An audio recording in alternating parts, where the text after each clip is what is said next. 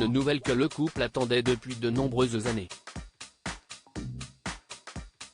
Dimanche 26 juin 2022, Aurore et Jonathan, stars de Pékin Express, sur M6, ont révélé attendre leur premier enfant.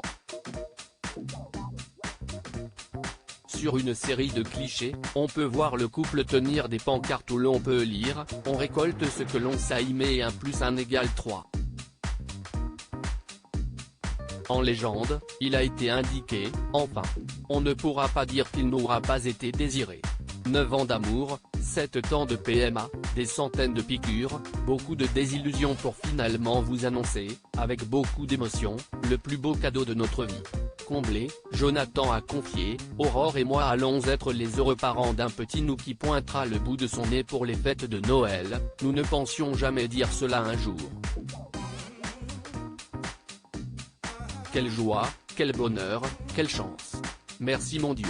Évoquant leur chien, décédé il y a quelques mois, le couple a partagé, impossible pour nous de ne pas avoir une pensée émue pour notre Bibi qui nous regarde de là-haut.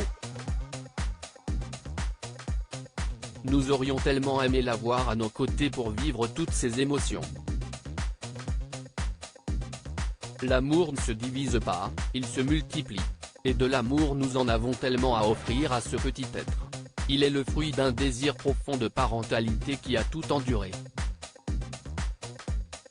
Pour conclure, ils ont ajouté, ce voyage vers la parentalité sera notre prochain voyage, nos valises sont prêtes. À nous l'aventure. Pas de sac rouge, pas d'amulette. On a déjà tout gagné avec toi. On t'aime déjà très fort. Dans la section des commentaires, Rachel Legrin-Trapani a écrit « Oh, mais quelle belle nouvelle, je suis tellement heureuse pour vous ». Clémence Castel, star de Koh-Lanta a partagé de son côté « Félicitations, je vous souhaite tout le bonheur du monde, vous le méritez ». Aurore, mon cœur déborde d'amour après avoir annoncé la bonne nouvelle, la future maman a remercié les internautes. En story, elle a ainsi écrit « Je n'arrive pas les mots, mon cœur déborde d'amour, je lis vos messages avec beaucoup d'émotion.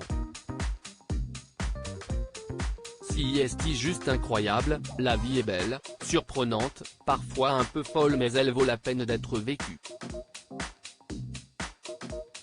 Quelques années plus tôt, pour Pure People, son mari avait expliqué « On porte un sujet sensible.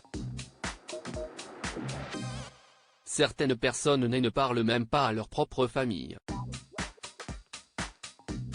Mais ce n'est pas une tare, ce n'est pas de notre faute si on n'a pas d'enfant. Se montrer, assumer et dire qu'on n'arrive pas à avoir un bébé, ça a fait du bien à beaucoup de gens qui se sont reconnus en nous.